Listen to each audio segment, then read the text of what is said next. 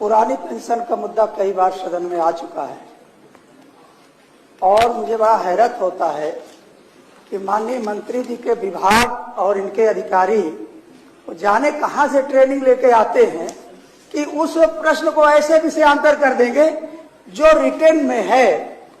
मैंने सिर्फ यह पूछा था कि पुरानी पेंशन व्यवस्था खत्म करके जो न्यू पेंशन स्कीम लागू किया गया है, क्या कर्मचारी संगठनों में कोई आक्रोश है शिक्षकों में? आपने उसका जवाब नहीं दिया है। आप जवाब क्या दे रहे हैं कि सब कुछ बहुत अच्छा चल रहा है। और धीरे एक मिनट भैया, काहे जल्दबाजी में बोलने तो दीजिए। माननीय सभापति महोदय, मैं माननीय मंत्री जी से ये जानना चाह रहा हूं कि 1 अक्टूबर 2023 को अटेवा के प्रदेश अध्यक्ष विजय कुमार बंधु के नेतृत्व में दिल्ली के रामलीला मैदान पर जो ये इकट्ठा हुई थी भीड़ लाखों की, ये क्या इस खुशी में इकट्ठा हुई थी कि हमारी पुरानी पेंशन खत्म कर दी जाए?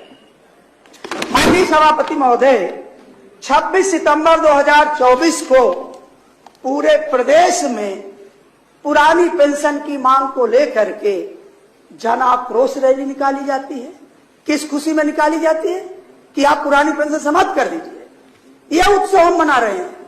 माननीय सभापति महोदय, अभी हाल ही में 1 अगस्त 2025 को इसी महीने में पूरे प्रदेश में पुरानी पेंशन और निजीकरण को लेकर के आक्रोश मार्च निकाला गया।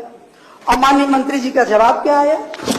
माननीय मंत्री जी का जवाब आया कि प्रदेश में 1 अप्रैल 2005 से नई योजना लागू है, पूरा एनपीएस और नई प्रणाली सरकार के राजकोषीय स्थिति में संतुलन बनाए रखने तथा न केवल सरकारी कर्मचारी अपितु संगठन असंगठित क्षेत्र के कार्मिकों एवं समाज जन के लिए बेहतर राष्ट्रव्यापी वृद्धावस्था सुरक्षा व्यवस्था विकसित करने के उद्देश्य से लाई गई है। अब प्रश्न मेरा क्या था? क्या पुरानी पेंशन बहाल न किए जाने के कारण कार्मिकों में सरकार के प्रति भारी रोष है?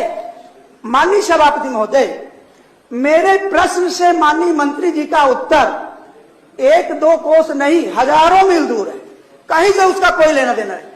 माननीय मंत्री जी, माननीय सभापति महोदय, आपको दिख रहा है ना माननीय सभापति, लेकिन उनको जो माननीय सभापति महोदय, लोक कल्याणकारी राज्य व्यवस्था में हर कार्य को हानि लाभ के चश्मे से नहीं देखा जाता। माननीय सभापति महोदय, आपका जो शिक्षा है, मुझे लगता है विश्व के सभी राष्ट्र इस पर सहमत होंगे कि दुनिया में इससे बड़ा, इससे अच्छा निवेश कहीं नहीं है।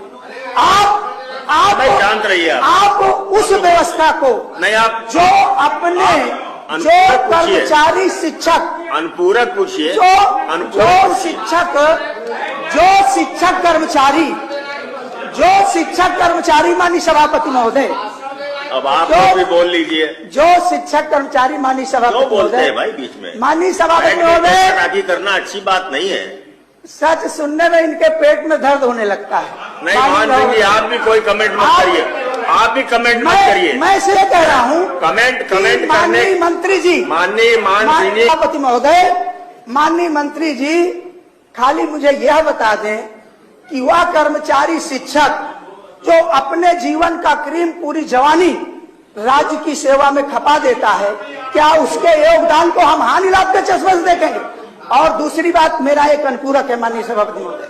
अनुपूरक मेरा यह है कि माननीय मंत्री जी यह बताने का कष्ट करें कि जो 10% कर्मचारियों का अंशदान, शिक्षकों का, और 14% सरकार का अंशदान, ये प्रति माह कितना कटता है? कितना कटता है? हाँ जी, कितना?